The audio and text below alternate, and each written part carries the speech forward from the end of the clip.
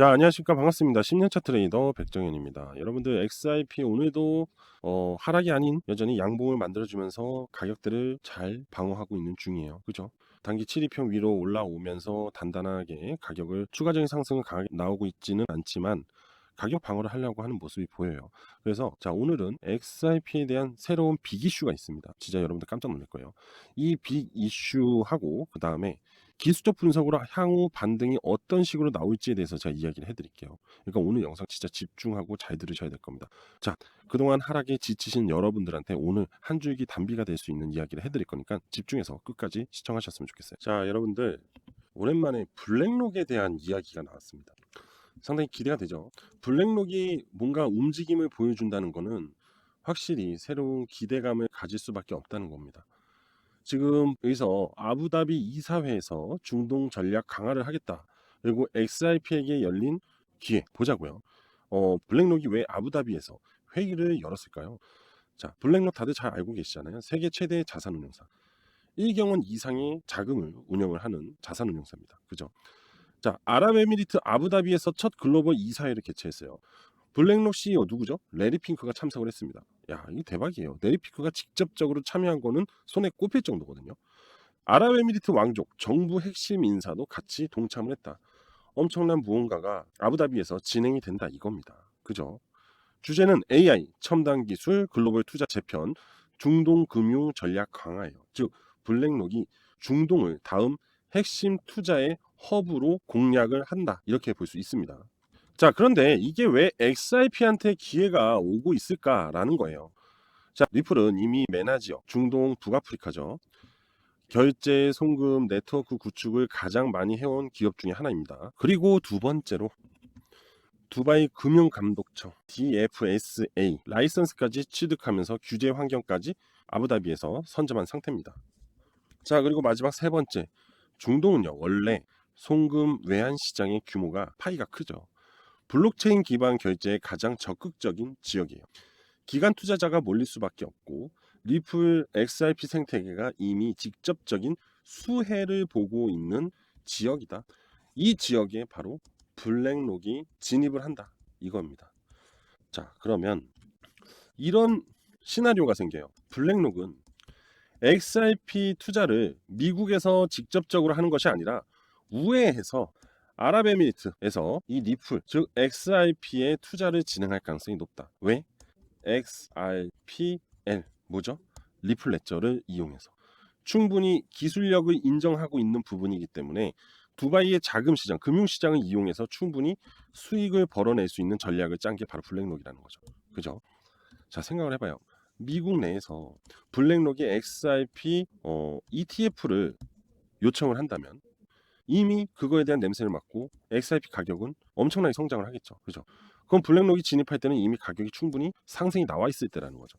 하지만 이렇게 우회 상장을 해버리면은 미국이 아닌, 그죠? 아랍에미리트에서 진행을 하게 되면은 일단 요 안에서 진행이 되는 거기 때문에 실질적으로 가격 상승이 바로 일어나지 않는다. 이겁니다. 결국 블랙록이 실질적인 투자를 이 중동에서 유치하기 시작하면서 기관 투자자들의 자금이 유입되게끔만 하면은 그때 가서 다시 올라간다는 거죠.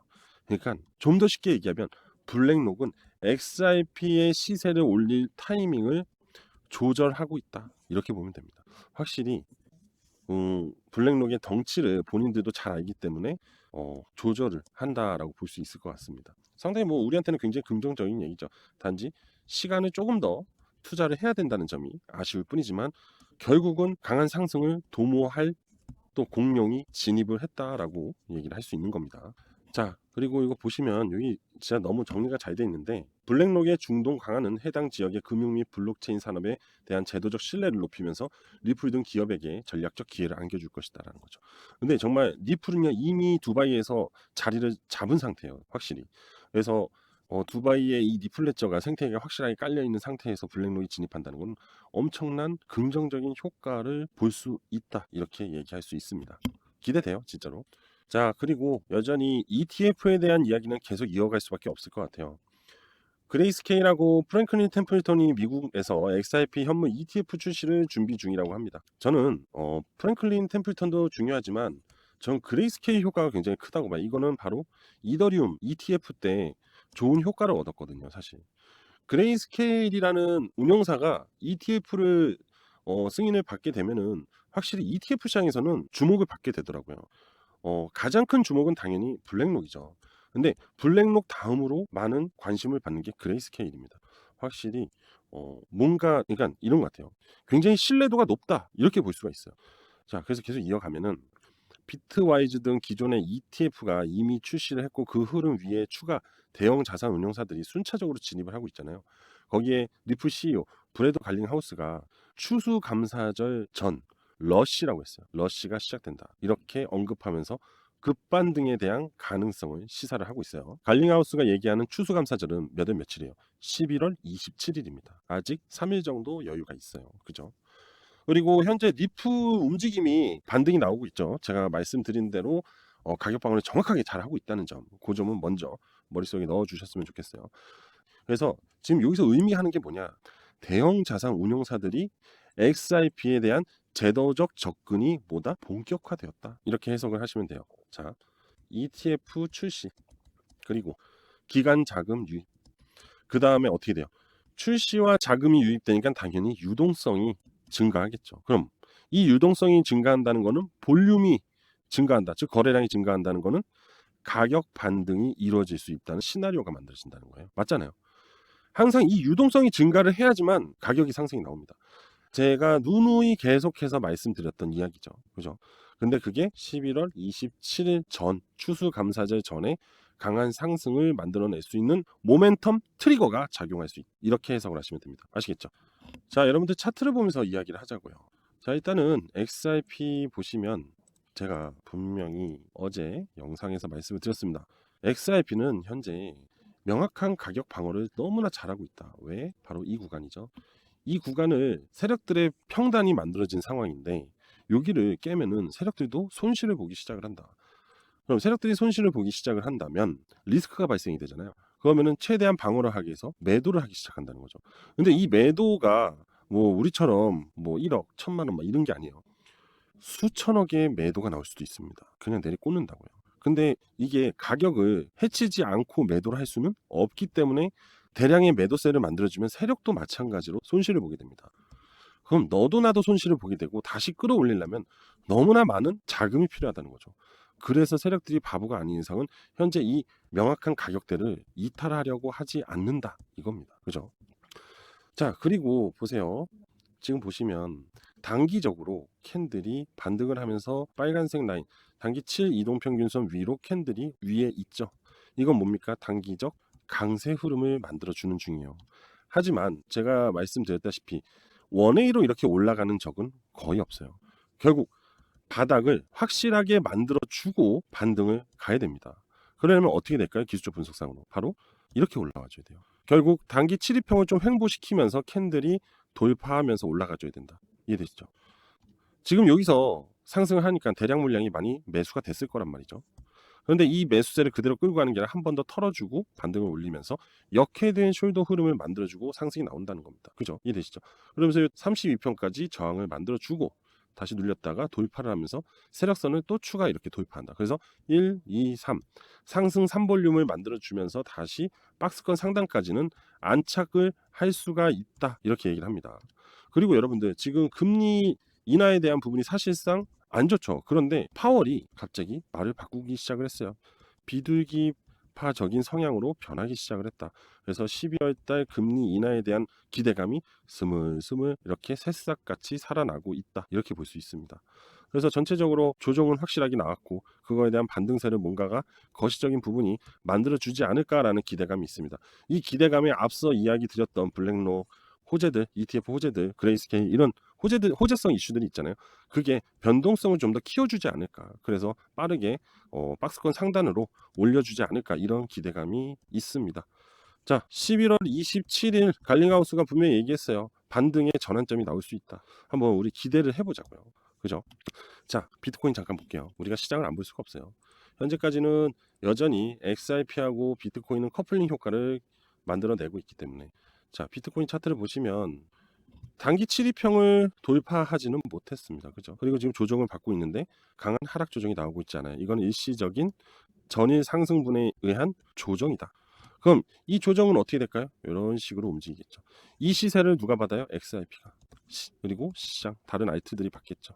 그래서 이런 상승이 나오면서 비트코인 역시 단기 32평, 자 1억 5천만 원대를 다시 회복을 해줄 수 있다라는 겁니다. 자, 이러한 전체적인 흐름들이 결국 XRP를 다시 끌어올릴 수 있다라는 기저효과를 가질 수 있겠죠. 다시 XRP로 돌아와서 그 흐름을 그대로 받아줄 거라는 거예요. 그럼 이렇게 단기 이탈하는 척하고 올라오겠죠. 그죠? 그래서 제가 여러분들한테 매수하셔도 된다, 기회의 시점이다 라고 말씀드렸습니다. 그죠? 전 진짜 정확하게 말씀드렸어요. 전 거짓말 안 해요. 자, 충분한 가격 방어, 그리고 두 번째 거시경제의 새로운 변화, 그리고 XRP의 개별적 대형 호재가 자리 잡고 있다. 그럼 우리는 무엇을 생각한다? XRP의 시세를 생각할 수밖에 없다. 이렇게 정리하자고요. 자, 그리고 마지막으로 기회의 구간이라 했습니다. 기회의 구간. 자, 이 기회의 구간 제가 지금부터 여러분들한테 수익을 볼 수 있게끔, 그동안의 하락 리스크에 많이 불편했으니까 빠르게 수익을 볼 수 있는 기대 효과를 공유해 드리도록 할게요.